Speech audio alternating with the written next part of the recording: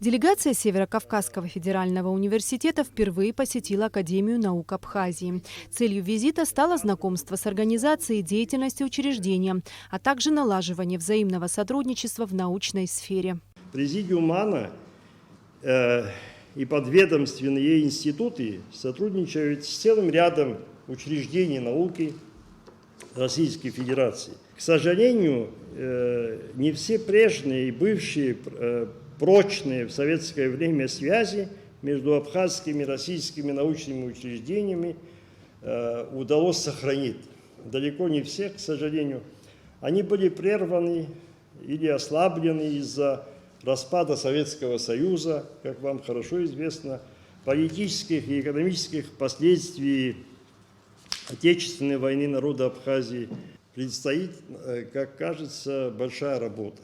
Ректор Северо-Кавказского федерального университета Дмитрий Беспалов выразил надежду на содержательное взаимодействие, а также поделился идеями совместных проектов. Наш университет в сотрудничестве в перспективе с Академией наук Абхазии готов двигаться в направлении совместной работы в области физики, астрофизики, химии, нанотехнологий, агротехнологий, пищевых технологий, этнологии, политологии, истории и многих-многих других направлений.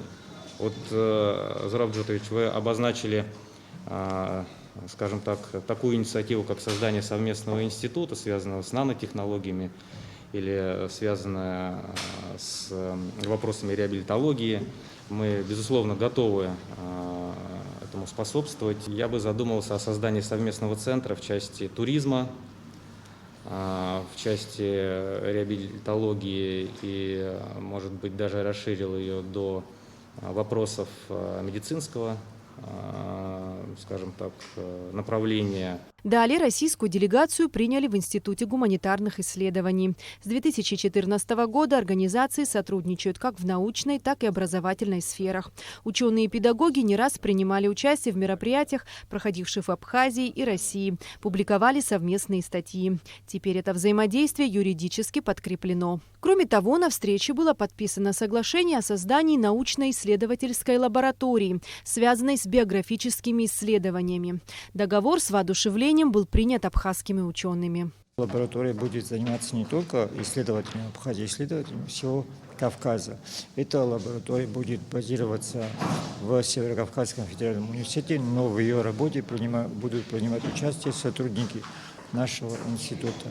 Для нас, безусловно, это является важным шагом в научном сотрудничестве. А кроме того, мы получаем возможность отправлять уже на юридически оформленных основаниях будущие научные кадры в магистратуру, в аспирантуру и так далее.